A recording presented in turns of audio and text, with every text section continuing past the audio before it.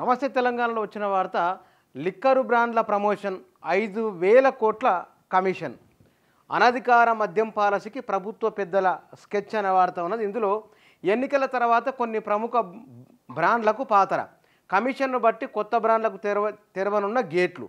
రాష్ట్రంలో ఇప్పటికే మద్యం కృత్రిమ కొరత, ఇండియన్లు పెట్టినా మద్యం సరఫరా చేయని వైనం, అడుగుతున్న బ్రాండ్ ఒకటి, సరఫరా మరొకటి. సప్లైలో ఓ మంత్రి తమ్ముడిదే కీలక పాత్ర. అసలు ఇంకా ఏముందో చూద్దాం. దీంట్లో తెలంగాణలో కొత్త తరహా మద్యం దందాకు తెరలేచిందా? డిమాండ్ ఉన్నవి కొన్ని ప్రముఖ బ్రాండ్ల మద్యం తెలంగాణలో కూడా కనుమరుగు కానుందా? ఇకపై కొందరు పెద్దలకు కమిషన్ వచ్చే బ్రాండ్ల మద్యం మాత్రం రాష్ట్రంలో అందుబాటులో ఉంటుందా? ఈ ప్రశ్నలన్నింటికి అవుననే సమాధానం వస్తున్నది.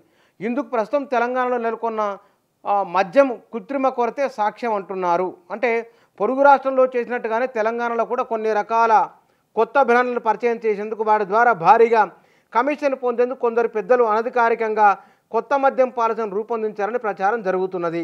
ఈ కొత్త తరహా మద్యం దందా ఎన్నికల ఫలితాల తర్వాతే మొదలు కానుందని విశ్వసనీయంగా తెలిసింది. ఈ కథనం చెప్తున్నది. ఇంకా ఏముంది దీంట్లో?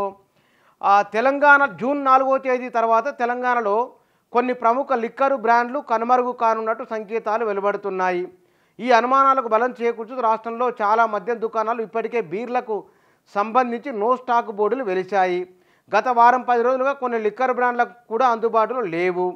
దీనికి అంతటి కారణం ప్రభుత్వ పెద్దల వ్యూహాత్మకంగా అనధికారికంగా రచిన కొత్త మద్యం దందానని పరిశీలకులు పేర్కొంటున్నారు. ప్రస్తుతం రాష్ట్రంలో మందుబాబులకు ఇష్టమైన బ్రాండ్ల మద్యం లభించడం లేదు. ఎక్కడ చూసినా నో స్టాక్ బోర్డులు వేలాడుతున్నాయి. బీరు, బ్రాందీ, విస్కీ, రమ్, వోడ్కా, వైన్ వంటివి తయారు చేసే ప్రముఖ బ్రాండ్లు ప్రస్తుతం మద్యం దుకాణంలో కనిపించడం లేదు. దీని వెనుక ప్రభుత్వ పెద్దలే ఉన్నారని విశ్వసనీయ సమాచారము. ఇలా అందుబాటులో లేని బ్రాండ్లలో కేఎఫ్సి ప్రజలకు నిత్యావసరము, అత్యవసరము, తప్పనిసరి కాదు, కానీ ఇది 5,000 కోట్ల కుంభకోణం. చూద్దాం ఏమిటో వార్త ఏముందని చెప్పడం ఉద్దేశం.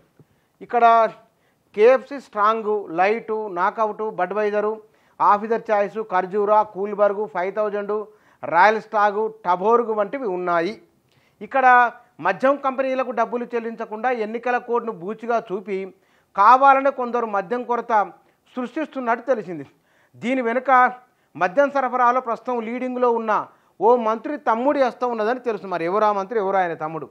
మద్యం దుకాణాలు, బెవరేజ్ కార్పొరేషన్ చాలాన్లు కట్టినా, ఇండియన్లు పెట్టినా మద్యం సరఫరా చేయడంలో విముఖత చూపుతున్నారని సమాచారం. అయితే డిమాండ్ దృష్ట్యా ఇండియన్లు ఒక బ్రాండ్కు పెడుతుంటే వారు కావాలని మరొక బ్రాండ్ సప్లై చేస్తున్నట్టు తెలిసింది. మద్యానికి బానిసైన వ్యక్తికి 4-5 రోజుల పాటు అతను తాగే బ్రాండ్ ఆపేస్తే ఇక అతనితో ఏదైనా తాగించవచ్చనే కుయుక్తులు పన్నుతున్నారు. కమిషన్ ఇచ్చే బ్రాండ్లకే ప్రమోషను. తెలంగాణలో అనధికారికంగా రూపొందించిన మద్యం పాలసీ ప్రకారం తమకు అధిక శాతం కమిషన్ ఇచ్చిన బ్రాండ్లకే ప్రభుత్వ పెద్దల అంగీకారం తెలపనుందని సమాచారం. ఈ క్రమంలో ఇటు బీర్లు, అటు ఆల్కహాల్ బ్రాండ్ల కృత్రిమ కొరత సృష్టించారని స్పష్టంగా అర్థమవుతున్నదని పరిశీలకులు చెబుతున్నారు. తమ బ్రాండ్ మద్యం జనాల్లోకి వెళ్ళాలంటే తప్పనిసరిగా కమిషన్ చెల్లించాల్సిన పరిస్థితి. ఈ వ్యూహంలో భాగంగానే కొత్త మద్యం బ్రాండ్లను తెలంగాణలో ప్రవేశపెడతారని తెలిసింది. ఈ కొత్త బ్రాండ్ల ఎంట్రీలో కూడా ఎవరు ఎంత ఎక్కువ కమిషన్ ఇస్తే వారి సరుకుకే ప్రమోషన్ ఇచ్చేలా ప్రణాళికలు సిద్ధం చేశారు. ఈ అనధికారిక నియంత్రణ కమిషన్ల ద్వారా ఒక్కో ఏడాదికి సుమారు 5,000 కోట్ల నగదు చేతులు మారుతుందని మద్యం వ్యాపార వర్గాల్లో చర్చ జరుగుతున్నది. ఈ వ్యూహాత్మక ఎత్తుగడలో ఓ రాజకీయ నాయకుడి పాత్ర చాలా కీలకంగా ఉన్నట్లు తెలుస్తున్నది. పనిలో పనిగా మద్యం ధరలు కూడా పెంచే యోచనలో ప్రభుత్వం ఉన్నట్టు సమాచారం అనున్నది. దీనికి బాక్స్ ఐటమ్ మరొకటి ఉంది. తెలంగాణలో నాడు డిమాండ్ దగ్గర సప్లై.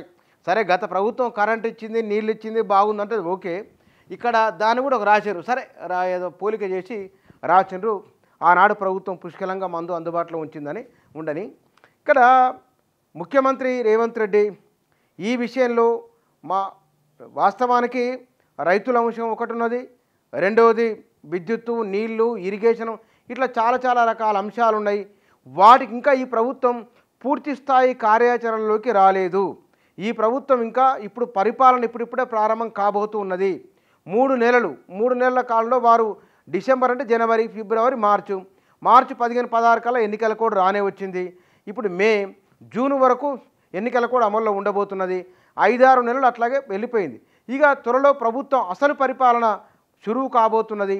ఇక్కడ ముఖ్యమంత్రి గమనించవలసింది, మద్యం విషయంలో ఏ ప్రభుత్వానికైనా సరే ఇవాళ ఢిల్లీ ప్రభుత్వం మద్యం విషయంలో అరవింద్ కేజ్రీవాల్, మన రాష్ట్రానికి సంబంధించిన బీఆర్ఎస్ నాయకురాలు ఎమ్మెల్సీ కవిత, ఈ విషయంలో ఏం జరుగుతున్నదో చూస్తూ ఉన్నాము. కాబట్టి ఇక్కడ ఈ మద్యం విషయంలో ఈ నమస్తే తెలంగాణ వచ్చిన వార్త నిజానిజాలు ఏమిటి, దానికి సంబంధించిన ఆధారాలు, పేపర్లు ఏమైనా ఉన్నాయంటే అవేవి ఇందులో ఉన్నట్టు సమాచారం, దానికి సంబంధించిన పరిశీలకులు పేర్కొన్నారనే ఈ కథనం చెప్తున్నది.